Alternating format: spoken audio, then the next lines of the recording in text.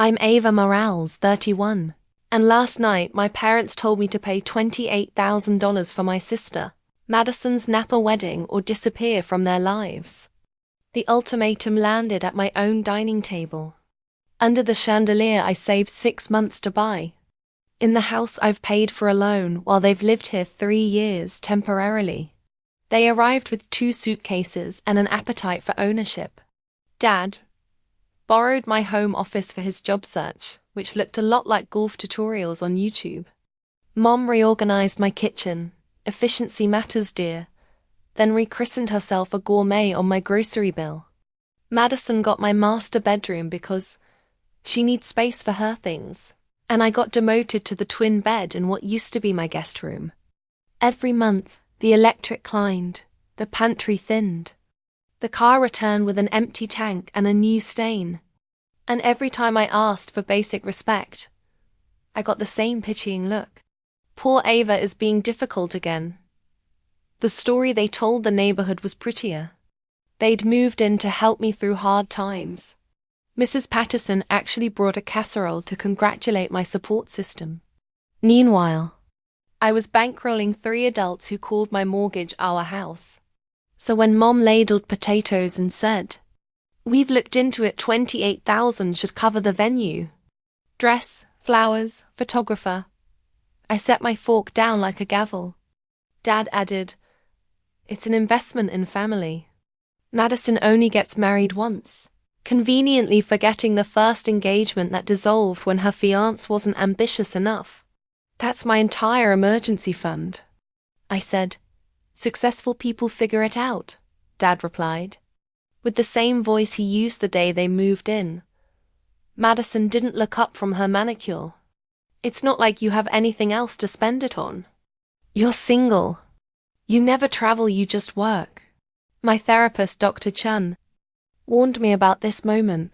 When you grow a spine, the people who benefited from your absence of one will push back.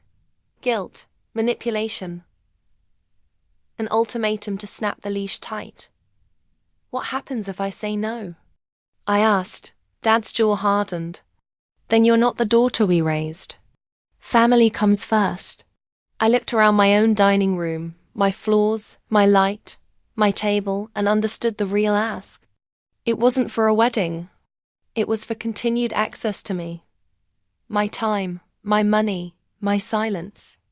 I folded my napkin, smoothed it flat, and felt something unfamiliar settle in my chest. "I do put family first," I said. "Starting with me."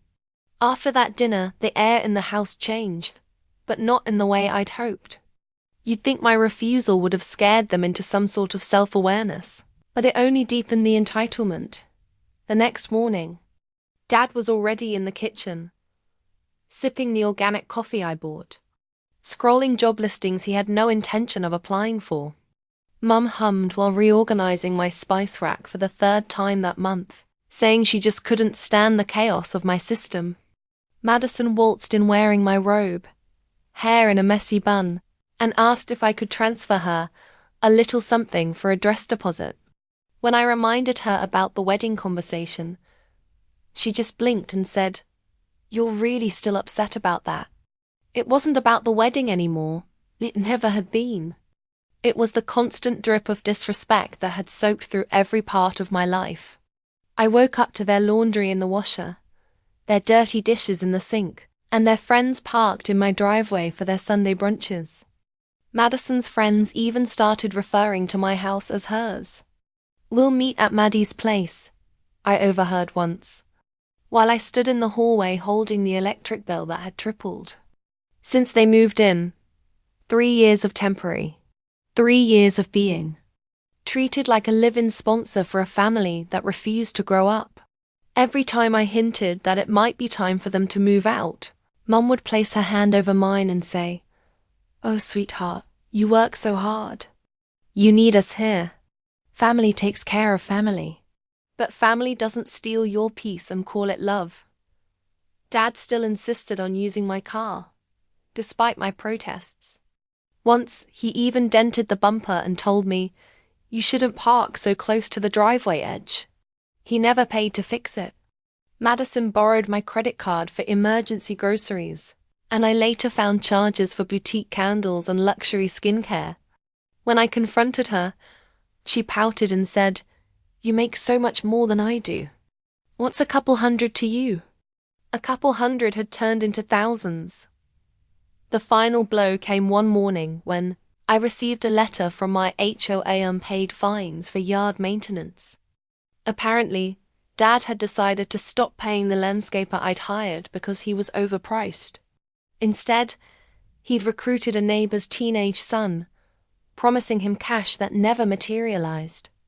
I ended up paying double to undo the mess. Each of them had mastered a different weapon. Guilt from Mom, deflection from Dad, entitlement from Madison. And I, the lawyer who could win courtroom battles with precision, was losing every one of them at home. Dr. Chun had warned me about learned helplessness within family systems, the slow erosion of identity when manipulation is disguised as care. I thought I was helping them survive, but the truth was harsher. I wasn't helping them live. I was helping them avoid living, and every day I allowed it, I lost another piece of myself. It started small, subtle rewrites of the truth whispered to neighbors, relatives, and family friends. Within a few months, my reality had been flipped inside out, replaced by a story where I was the dependent one, the struggling lawyer, rescued by her saintly parents and generous little sister. The first clue came from Mrs. Patterson next door. She stopped me one morning while I was leaving for work, smiling with that sympathetic tilt of her head. "Your parents are such angels, Ava," she said, "moving in to help you after your financial setback. Not everyone has that kind of support." For a second, I thought she was joking. What?" I asked. "Well," she continued, lowering her voice, "your mom said things got tight after your student loans and that promotion didn't come through.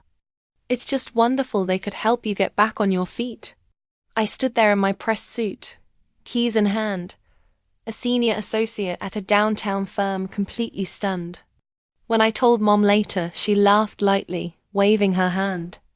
"Oh, honey, people misunderstand things all the time. I just said we're staying with you for a while." Maybe she assumed. But that wasn't a misunderstanding. That was a narrative. Within days, it spread further. My aunt called, asking gently if I needed money. An old family friend messaged me on Facebook, offering to connect me with a financial advisor for young professionals starting over. Even my college roommate texted, "Heard about the rough patch. You okay?" It was like watching a smear campaign built from sugar and pity. When I confronted Mom and Dad, they both played innocent. "Why are you always so defensive?" Mom said, shaking her head. "We're just proud of how hard you work, Ava." Dad chimed in, "People like stories. It's easier to tell them we're helping you than admit we've fallen on tough times." "So you lied," I said flatly. "We protected the family image," he corrected. Family image. Those words made my stomach twist. The same image that had cost me my college funds spent on Madison's gap year in Europe. The same image that meant missing my graduation because Madison had a tennis tournament. Now it was being used to erase my success and rewrite me as the fragile, indebted sister lucky to have their charity. It didn't stop there. Madison joined in effortlessly. She told her friends I was too focused on work to manage bills properly, that I didn't understand how much stress Mom and Dad had saved me from. Her voice dripped with pity, the kind of faux concern that cloaked content. At work, I began noticing small shifts too. A client once mentioned that my family troubles must be stressful. When I asked how he'd heard that, he said, "Your mom mentioned it at the charity auction. Said you've been through a lot, but she's proud of your resilience." I couldn't even get angry anymore. I just felt erased. Dr. Chun called it gaslighting by reputation. They're rewriting reality so that when you eventually push back, everyone else will see you as unstable or ungrateful, she explained. It's a control tactic, social insulation. They make sure no one believes your side before you even tell it. And it worked. The more I tried to defend myself, the more unhinged I sounded. Every sentence that began with "actually, the truth is," seemed to confirm the version they'd already planted. That I was bitter, defensive, selfish. The breaking point came at a firm dinner when my boss asked casually, "So, Ava, is your family still helping you out?" "That's sweet of them." I smiled tightly, gripping my wine glass. "They're staying with me, not for me." "Oh," he said, clearly uncomfortable. I must have misunderstood. No, he hadn't. He just heard their story first. That night, I drove home in silence, the city lights blurring outside my windshield. When I pulled into the driveway, Madison's friends' cars filled the street again, laughter spilling from my living room. I sat there, hands on the steering wheel, realizing something awful. My family hadn't just invaded my home. They'd invaded my identity. They'd taken my success, my independence, my story, and repackaged it into something palatable that made them look good. And I had let them, but not anymore.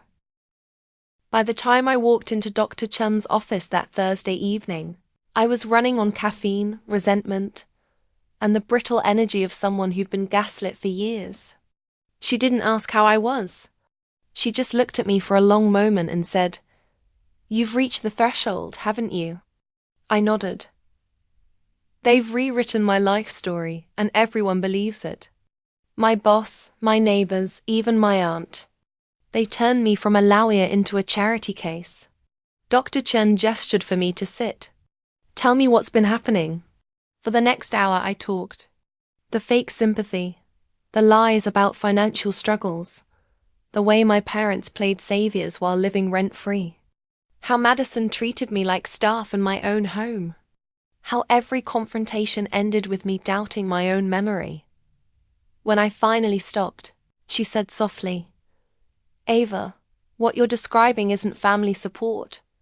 It's financial abuse wrapped in guilt. They've created a system where your success serves their comfort, and any attempt to question it is labeled selfishness." "Abuse feels like such a heavy word," I murmured. "Because you've been taught to associate abuse only with violence or cruelty," she replied. "That this is control. They've taken your boundaries, your privacy, even your reputation. That's not love, it's possession." Her words hit harder than I expected. For years, I justified everything under the banner of family comes first. Paying bills, giving them a place to stay, ignoring the red flags, it had all been disguised as kindness. But now I saw it clearly. I wasn't helping them. I was enabling them. Dr. Chan leaned forward. "What would it look like if you stopped?" I hesitated. "If I stopped paying? Stopped rescuing?" "Yes, if you stopped letting them use guilt as a leash." The image made my stomach twist. They'd call me heartless, selfish. They'd turn everyone against me. "They already have," she said gently. "The question isn't whether they'll approve. It's whether you'll survive another year of this." That night, something shifted. I drove home thinking about every time I'd called myself generous, when what I really was afraid. Afraid to be the bad daughter. Afraid to lose their love. Afraid of being alone. But what kind of love needs to be paid for monthly? When I got home, the house was loud again, music thumping from the living room. Madison and her fiancé laughing, Mum shouting over them about dinner. My own name echoed in their jokes like I wasn't even there. I went to my room, the guest room in my own house, and locked the door. For the first time in months, I didn't cry. I opened my laptop, pulled up my financial records, and started calculating the truth. Every grocery bill, every temporary expense, every transfer Madison had made from my card. The total was staggering. Enough to buy a second home. Enough to start a new life.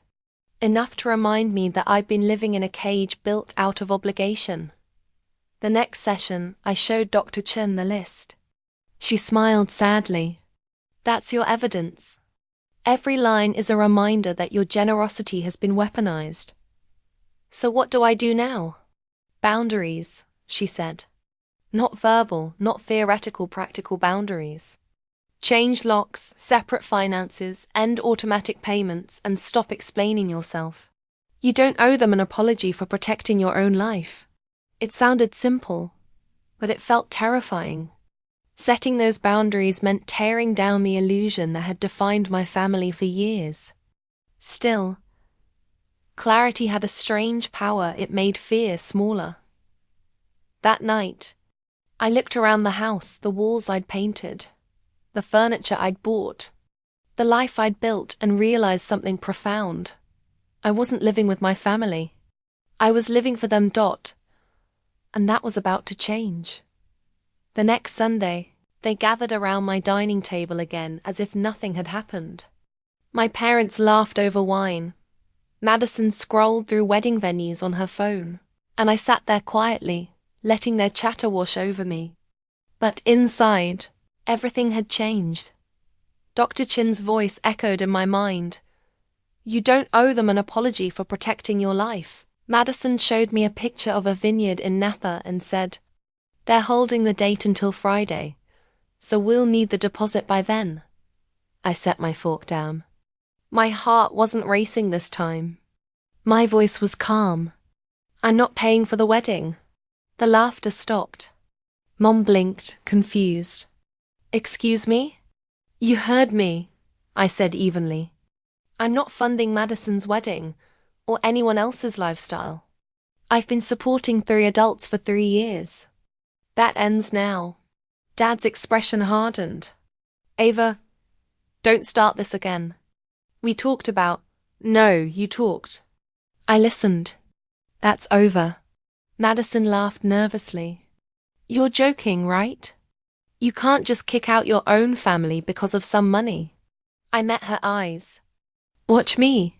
Dad slammed his hand on the table, rattling the silverware. You're being ridiculous. Family doesn't treat each other like strangers. No, I said quietly. Family doesn't use each other like ATMs. Mom's tone shifted instantly, sugarcoating over steel. Honey, you're upset. You've been working too hard. We'll talk about this later. There's nothing to talk about, I replied. You all have 24 hours to move out. Silence. For a heartbeat, no one moved. Then Madison's face twisted in disbelief. You're throwing your own parents out. Where are we supposed to go? You're adults, I said. Figure it out. The same way I had to. Dad's face turned red. If you do this, you'll regret it. You'll be alone. No one abandons family without consequences. I'm not abandoning anyone, I said. I'm enforcing the boundaries you refuse to respect. Mom tried again, her voice trembling. We did everything for you, Ava. We gave you a home, food, clothes. Is this how you repay us? I looked around the house, the hardwood floors I refinished, the lights I installed, the mortgage in my name, and felt a strange calm settle over me. You gave me a childhood. I've paid that debt 10 times over. Madison stood abruptly, pointing at me. This is about jealousy, isn't it? You hate that I'm getting married, that I have someone who loves me. I almost laughed. Madison, you're 28 and unemployed. I've been paying your bills while you called me pathetic. You think I'm jealous of that? Her lip quivered, but the tears didn't come, not yet. You're destroying our family. No, I said. I'm setting it free. They tried everything after that. Bargaining, guilt, threats. Mom said she'd faint if she had to move. Dad warned I'd ruin my reputation. Madison begged, promising to help with chores or pay a little rent. But I didn't waive a dot by evening. I'd printed formal notice of eviction, just in case they tried to contest it, and taped it to the fridge. Then I emailed my firm that I'd be working from home the next day for personal matters. The following morning, I called a locksmith. The man arrived at 8 a.m. sharp. A quiet professional with kind eyes who didn't ask questions. While he replaced the locks, I packed their things. Dad's golf clubs, Mom's cookware, Madison's endless pile of designer clothes. I labeled each box neatly and stacked them by the door. When Dad finally emerged from the bedroom, still in his robe, he froze. "What the hell is this?" "Your 24 hours are up," I said simply. Mom appeared next, clutching her pearls. "Ava, you can't mean this." "I do." Madison's voice joined from behind them, high and sharp. "You can't just throw us out. We're your family. I've spent 3 years giving you everything," I said. "And all you've given me is exhaustion." Dad stepped closer, his voice low and dangerous. "If we walk out that door, there's no coming back. Then I guess this is goodbye." I opened the door. Morning sunlight flooded in, bright and unforgiving. One by one, they collected their boxes, muttering under their breath. Madison lingered last, mascara streaking her cheeks. "I hope you're happy," she spat. "I hope I will be," I said. When the door shut behind them, the silence was deafening and beautiful.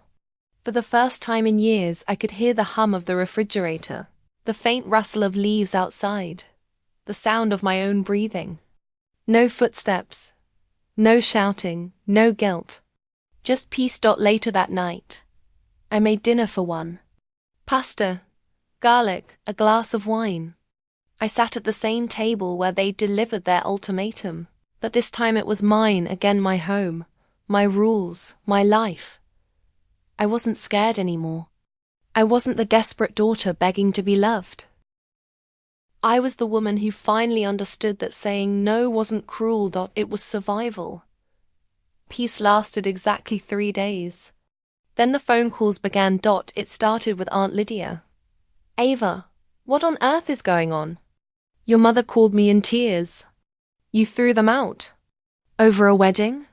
Her voice cracked with disapproval, the kind only lifelong gossipers perfect. "Family is everything, sweetheart. You're going to regret this." I hung up before she finished her sermon. But that was just the first wave. By the end of the week, my inbox and voicemail were overflowing. Cousins, old family friends, even my godmother, all suddenly concerned about my mental health. The narrative had spread faster than I could imagine. According to them, I was an ungrateful daughter who'd thrown her aging parents into the street and humiliated her poor sister weeks before her wedding. Madison, predictably, had turned the whole fiasco into performance art. Her social media was a masterclass in manipulation. A black and white selfie captioned, "Sometimes the people you'd take a bullet for are the ones behind the trigger." Thousands of pitying comments followed. Mom added her own touch, a post of her and Dad sitting on suitcases, tagged "starting over, together." God gives his hardest battles to his strongest soldiers. Even distant relatives I hadn't spoken to in years were sharing it, offering prayers for the family betrayed by their own. I could almost admire their efficiency. They'd spent years controlling the narrative inside my house. Now they were doing it publicly. When Grandma called, I braced for another guilt trip. But instead, her voice was calm. "Honey, tell me what really happened." So I did. Every unpaid bill, every lie, every manipulation. When I finished, there was a long pause on the line. "I had no idea," she said finally.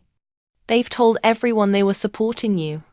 They were living off me," I said quietly. Grandma sighed. "They're experts at appearances. Your mother learned that from my generation. Never let the neighbors see the cracks. But I'm proud of you, Ava. It takes courage to end a family pattern." Her words steadied me like a lifeline. Still, it was strange walking through the world knowing half my relatives saw me as a villain. At work, a colleague asked if I was doing okay after the family drama. At the grocery store, Mrs. Patterson avoided eye contact. The smear campaign had worked, it isolated me. But isolation has a funny way of clarifying who truly belongs in your life. Friends like Sarah and my colleague Jennifer reached out privately saying, "Good for you." About time someone stood up to them. For the first time, I realized how many people had seen the dysfunction long before I did. Dr. Chun called it the price of truth. When you stop playing the role they wrote for you, they'll rewrite you as the villain, she said. Let them. Eventually, people notice who's telling consistent stories and who keeps changing theirs.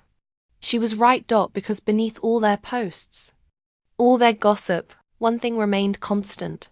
I was finally free, and they couldn't control that. 3 weeks after the eviction, I received a call from an unknown number. When I answered, a hesitant male voice said, "Ava? It's Tyler, Madison's fiancé." I almost hung up out of instinct, expecting another guilt trip, but his tone stopped me. He sounded tired, bone-deep tired. I need to ask," he began. "What actually happened between you and your family?" I stayed quiet, waiting. "They've been staying with me," he admitted. "It was supposed to be temporary, just until they found a place. But it's been 3 weeks, and they haven't even looked at apartments. Your dad watches TV all day. Your mom critiques everything I buy, and Madison..." He trailed off, exhaling hard. "She's planning this huge wedding again. Dresses that cost more than my car. I thought she wanted something smaller." "She told you that, did she?" I said, almost amused. "Yeah, but every time I try to talk budgets, she says I'm not being supportive, that I don't love her enough." He paused. "She said you were jealous of her success, that you kicked everyone out because you couldn't handle her being happy." I laughed softly. "Success? Tyler, Madison hasn't worked a day in 3 years. I paid every bill while she played the victim." Silence.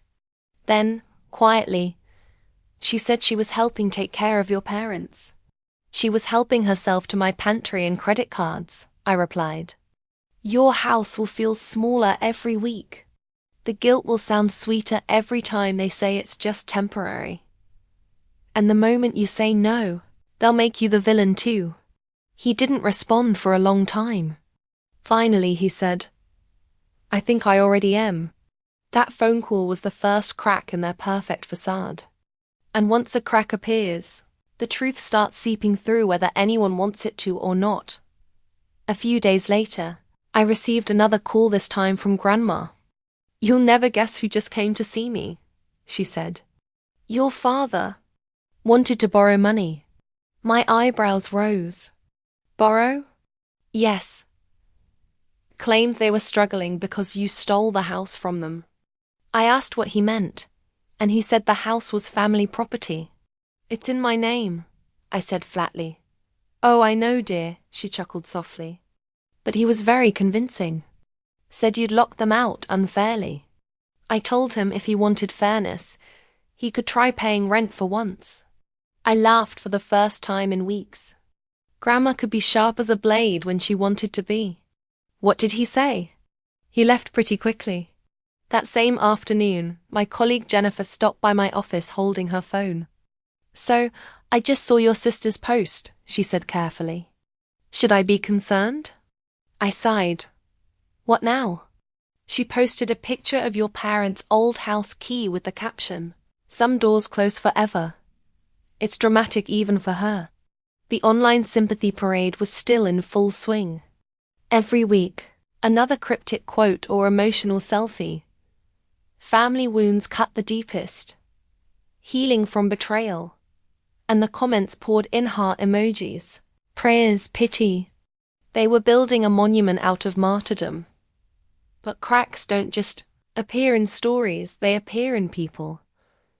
A month after they moved out, Tyler called again. This time, he sounded different, no hesitation, just quiet frustration. "Ava, I get it now. Everything you said. What happened? They've taken over my apartment. Your mom reorganized my kitchen and calls my mother to compare homemaking tips. Your dad uses my car without asking. Madison maxed out my credit card for wedding prep. When I confronted her, she started crying and said I was just like you, selfish, cold, ungrateful. I exhaled slowly. I warned you. Yeah, he said softly. You were right. She keeps saying she'll get a job, but it's always next week, next month. It's endless. She won't change until she runs out of people to depend on, I told him. He was quiet again. So how do I fix this? You can't fix it, I said gently. You can only stop enabling it. 2 days later, I saw Madison's relationship status quietly change to single. No posts, no drama, just a quiet deletion. But that silence spoke volumes. By the end of the week, the family facade had cracked wide open. Madison moved in with a friend. My parents, cornered by their own choices, found a small studio apartment. Dad took part-time work at a hardware store. Mom started doing data entry from home. They were surviving, but no longer on my dime. And through the grapevine, I heard whispers that people were beginning to question their version of events.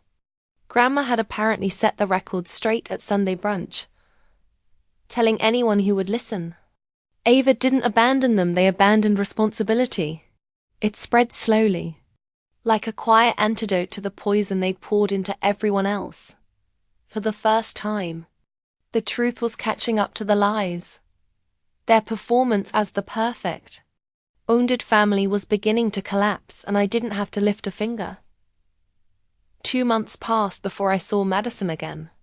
I'd begun to heal in quiet ways: early morning coffee without interruptions, sleeping through the night without slamming doors, breathing in my own house without permission. The quiet wasn't lonely anymore. It was peaceful. Then one Thursday morning, my assistant buzzed through the intercom. Ava, there's a woman here to see you. She says it's urgent, your sister. I froze. Send her in, I said after a moment. Madison entered my office as if she owned it. Perfectly styled hair, pressed blazer, a designer bag slung over her shoulder. She looked more like a client than the sister who'd called me heartless months ago. She smiled too sweetly, the same smile she'd used to convince our parents I was difficult. Nice office, she said, looking around. Success suits you. I leaned back in my chair. What do you want, Madison? I came to apologize, she said quickly, folding her hands in her lap. I've been doing a lot of thinking, and I realize we might have taken advantage of your generosity. Might have. I repeated. She winced. Okay, we did. Things got out of control. We were under pressure. But family shouldn't stay angry forever, right? It sounded rehearsed. Every pause, every tremble in her voice perfectly timed. Go on, I said carefully. I just want us to be sisters again, she continued. Tyler and I will pay you back. Not all at once, but little by little. And we'll handle our own wedding expenses. Something simple, something realistic. She forced a hopeful smile. I know it's hard to believe, but I've really changed. The sincerity would have been convincing if I hadn't seen her stage similar performances for teachers, boyfriends, and our parents her whole life. I'd learned long ago that Madison's apologies were like loans. They always came with fine print. What's the catch? I asked. Her eyes flickered. There's no catch, Madison, I said evenly. You're terrible at lying to someone who spent a decade cross-examining people. She hesitated, then sighed, glancing down at her designer handbag. Okay, fine. The thing is, Tyler's lease doesn't allow long-term guests. His landlord's been checking up, and with Mom and Dad there, it's been tense. There it was. So, she continued, eyes wide and innocent, we were hoping we could stay with you again. Just for a few months. Until we find something permanent. We'll pay rent this time. I promise. My stomach twisted with a mix of disbelief and dark amusement. You want to move back in? Temporarily, she said quickly. Just until things settle. We're thinking maybe 6 months. And we can pay, say, $800 a month. That should help, right? I almost laughed. My mortgage alone was $2,800. Madison, you spent 3 years living here rent-free. You think $800 is generous? It's what we can afford, she said defensively. We're starting over. You've got this huge house, you wouldn't even notice us. I noticed last time, I said sharply. I noticed every bill, every empty gas tank, every lie. Her mask cracked slightly, and the smile faltered. Why are you being so cold? Because this isn't an apology, I said. It's a negotiation. She bristled. You think I'm lying about wanting to fix things? I think you're desperate. Tyler's losing patience. Mom and Dad can't host you, and you're running out of people to lean on. Her jaw tightened. That's not true. It is, I said quietly. You don't want reconciliation. You want rescue. Her voice rose. You make it sound like needing help is a crime. Help is temporary. What you've been doing is dependency, I replied. And I'm done feeding it. Madison's eyes filled with tears. You don't understand. I'm trying. But the job market is terrible. Nobody's hiring without experience. I was helping the family. You were helping yourself to my life savings. I cut in. Mom and Dad didn't need a caretaker.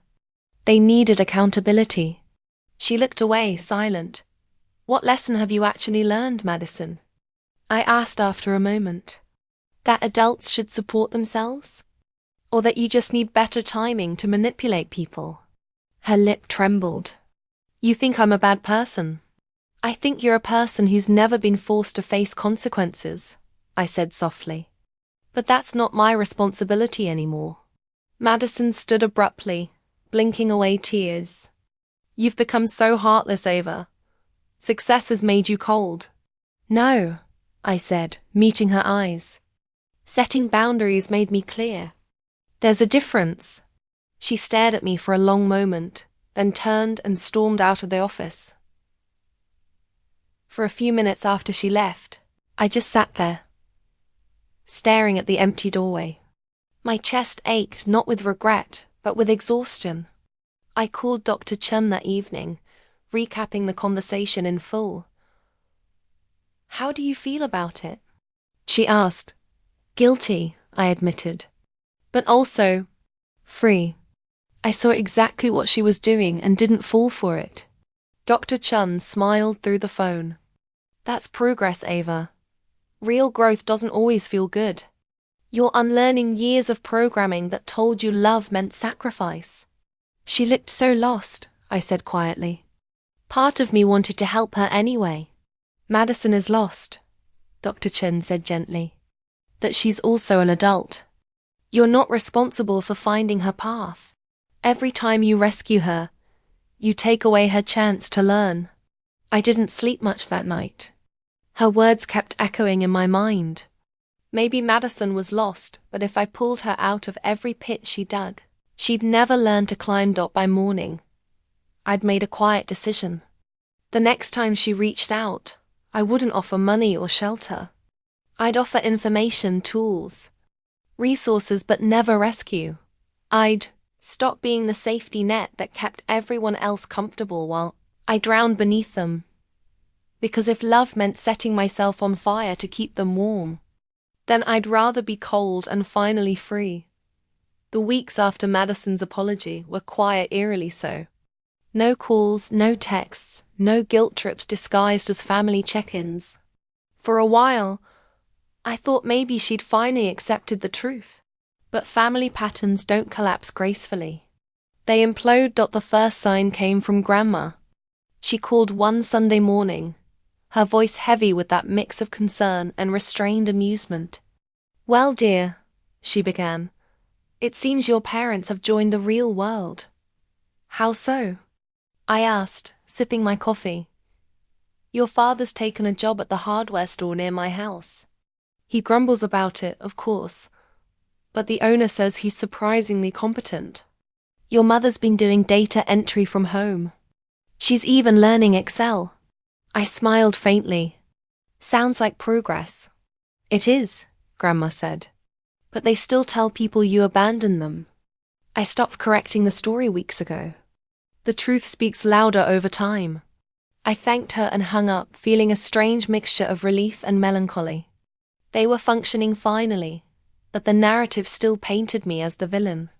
I'd made peace with that label. Sometimes the price of freedom is misunderstanding. Madison, however, wasn't adapting nearly as well. I heard from Sarah, my old friend from law school, who'd run into her downtown. She's working at a boutique now, Sarah said carefully. Only part-time, but she looks tired. Said Tyler broke off the engagement. I wasn't surprised. Tyler had lasted longer than most would have. I'd seen it in his voice the last time we spoke. The exhaustion of someone slowly realizing he'd been dating a project, not a partner. According to Sarah, Madison blamed me for the breakup. She told everyone you poisoned him against her, Sarah said. I sighed. Of course she did. But as the months passed, something shifted in the way people spoke about my family. Their usual audience was starting to see through the cracks. The sympathy posts became less frequent. The cryptic quotes about betrayal got fewer likes. Even Madison's friends started commenting less, some even asking pointed questions. The spotlight she'd thrived under was dimming at work. I noticed a difference in myself too. My concentration returned. I took on new cases, ones that had intimidated me before. I stopped apologizing for my ambition. The same qualities my family once called cold or selfish were suddenly recognized as confidence and leadership. For the first time, I felt like my success belonged entirely to me. Dr. Chen called this the rebalancing phase, the time when truth starts finding its place after chaos. You're witnessing what happens when you remove the enabler, she said during one session. They either adapt or they collapse. Your family's been forced to evolve. And Madison? I asked. She's still resisting the lesson, Dr. Chen said gently. But every consequence brings her closer to accountability. She was right. A few months later, I received a text from an unknown number. Madison, I got a job offer at a daycare. It's not great money, but they let me bring my baby to work. Just thought you'd want to know. Baby. The word hit me like a whisper from a storm. I hadn't even known she was pregnant. I stared at the screen for a long time before replying. Me. I'm glad you're finding your own way, Madison. I hope things go well for you. No lecture. No offer. No rescue. Just acknowledgement. For the first time, her reply wasn't defensive. Madison. Thanks. I'm trying. And that was enough. The consequences had finally caught up, not as punishment, but as education. Each of them was learning, in their own way, what I'd learned long before. Survival isn't built on who you can use, but on who you can become. They were learning to live, and for the first time, so was I. 6 months after that brief text exchange, the phone rang again, this time at 2 a.m. The kind of hour where good news never comes. Ava? Madison's voice trembled through the receiver. I didn't know who else to call. I am pregnant. My heart sank. You're sure? I took 3 tests. I even went to a clinic. Her voice broke. The father's some guy I met at a bar. I don't even have his number anymore. I'm scared, Ava. I can't do this alone. The old instinct flared immediately, the urge to fix it, to open my home, to pull her out of another disaster. But I forced myself to breathe. This was the test Dr. Chen warned me about, when the guilt came dressed as crisis. What do you need right now? I asked carefully. I need help, she sobbed. Doctor visits, rent, baby stuff, everything. Please, Ava. I don't have anyone else. I sat in silence, heart twisting. The version of me from a year ago would have said yes without hesitation, sacrificing sleep, money, and sanity to rescue her again. But that version of me had nearly disappeared under the weight of other people's needs. Madison, I said finally. Steady but kind, I can help you find resources. Medicaid for prenatal care, WIC for food, housing programs for single mothers. There are systems that can support you. She sniffed. That's not what I meant, and you know it. I do, I said quietly. But I can't be your only plan anymore. Her breath hitched. So that's it? You're abandoning your pregnant sister? No, I said. I'm refusing to enable you. The silence on the line was sharp enough to hurt. Then came the words I knew were coming. You've changed. You're not family anymore. She hung up before I could answer. I sat there for a long time in the dark, staring at the ceiling, questioning everything. Was I really doing the right thing? Was this strength or cruelty disguised as wisdom? By morning I had my answer. I called Dr. Chen, voice shaking. She's pregnant, I said. And I told her no. Dr. Chen was quiet for a long moment before saying, You gave her a chance to grow, Ava. If you step in now, you'll only delay it again. But what if she can't handle it? Then she'll learn to. And you'll have taught her something no one else ever did, that she's capable of surviving her own life. That afternoon, I gathered every resource I could find, clinics, job programs, support groups, and sent them in one detailed email with a single line at the top. I believe in your ability to do this, Madison. Weeks passed without reply. Then, one day, a short text arrived. Got into a housing program. Starting work next week. Thank you, I exhaled slowly, a weight lifting. This wasn't the end of our story. It was the beginning of hers. Time passed, quietly this time. The drama that had once consumed my every thought began to fade, replaced by something unfamiliar stillness. No one was living off my paycheck. No one was rearranging my home or rewriting my life story. It felt almost unnatural at first, like walking after years of limping. Madison's updates trickled in through Grandma, never directly. She's working at a daycare, Grandma told me one afternoon. It's not easy, but she's proud. Says she even got a raise. I smiled. Good for her. She doesn't say it out loud. Grandma added, but she's starting to understand what you tried to teach her. I hope that was true.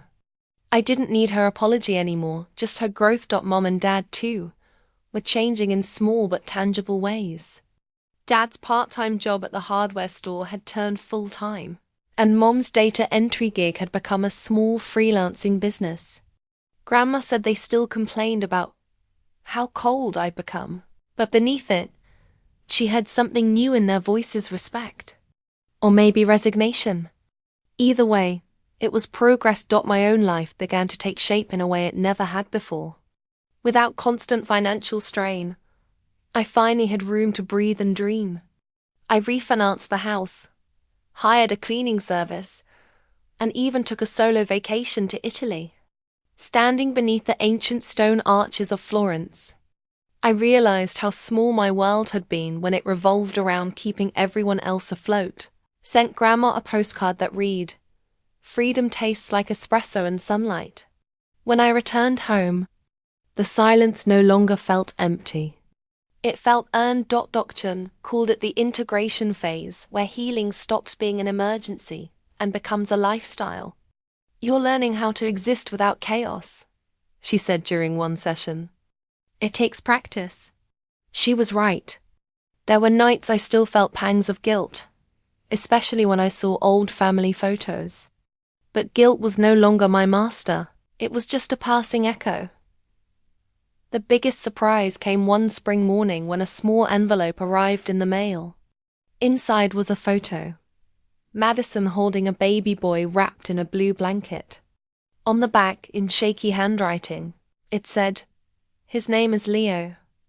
Thank you for believing I could do this." Tears filled my eyes, but not from sadness. They were the kind of tears that came when something heavy finally lifted for good.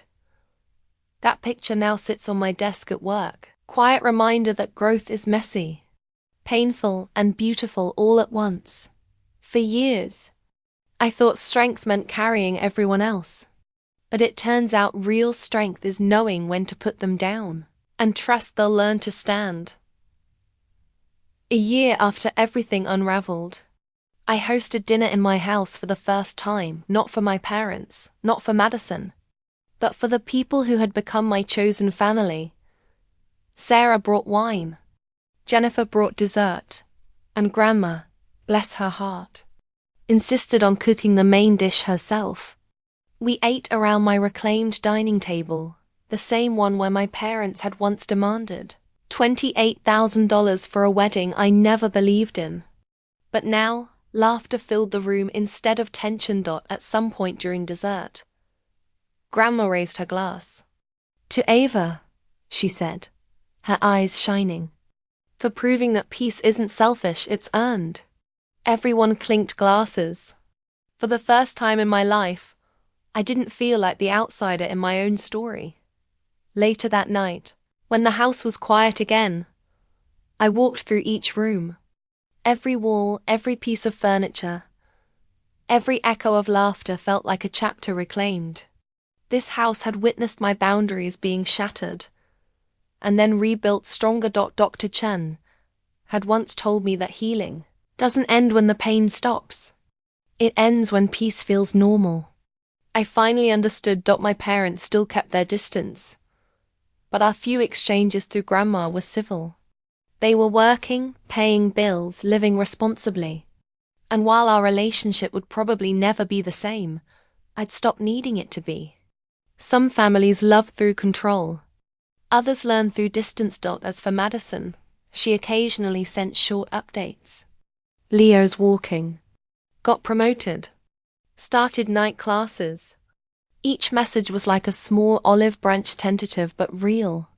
I replied to every one, not with money or advice, but with something stronger. Pride. In one of our last sessions, Dr. Chin smiled at me. "You've learned the hardest lesson of all," she said.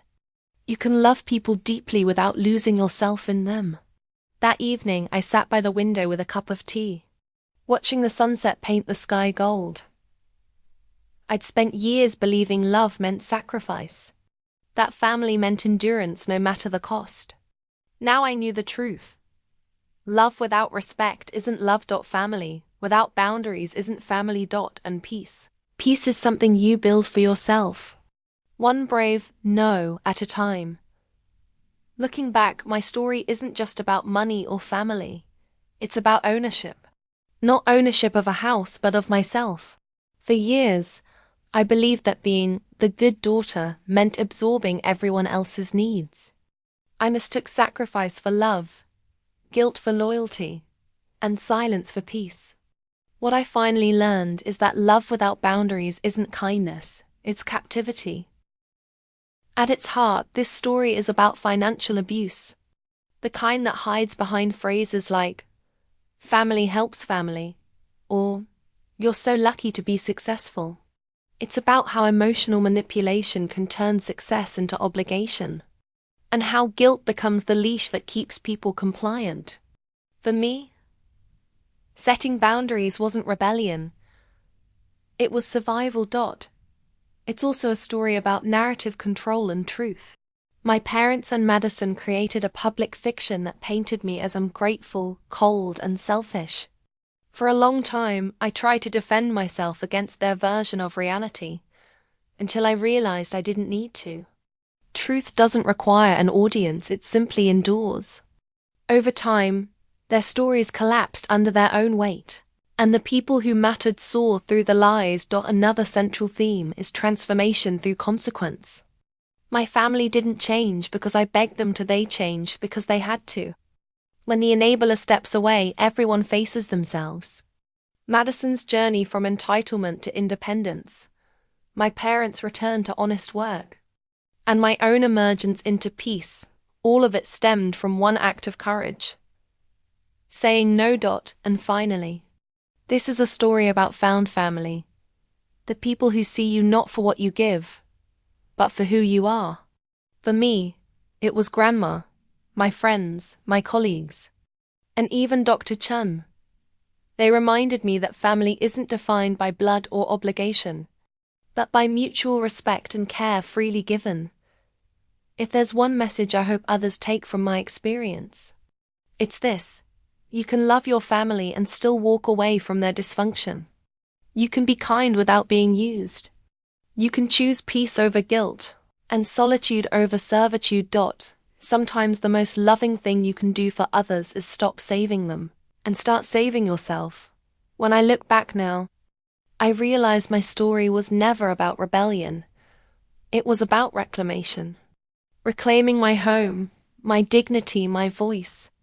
Every moment of chaos forced me to confront uncomfortable truths about family, love, and responsibility. One core theme that defines this journey is boundaries as love. For so long, I believed that saying yes was proof of compassion. But real compassion doesn't mean self-erasure. It means knowing where you end and someone else begins. Boundaries aren't walls to keep people out, they're doors that only open to respect. Another theme is healing through accountability. My family didn't transform overnight, but when the enabling stopped, growth began. Madison learned to provide for her son. My parents rebuilt their independence, and I learned that peace sometimes requires walking alone for a while. Healing isn't always a soft process.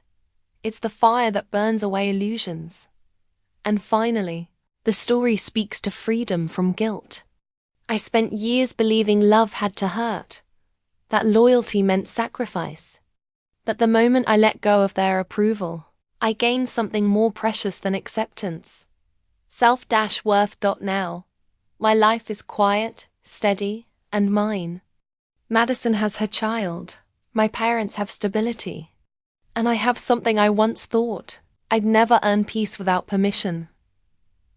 Message for listeners: if you've ever been told that family comes first while your own needs come last, remember this. Love that demands your silence isn't love, it's control. You don't owe anyone access to your peace just because you share a last name. Sometimes walking away isn't betrayal, it's protection. And sometimes the bravest act of love is learning to say, I love you, but I love myself too.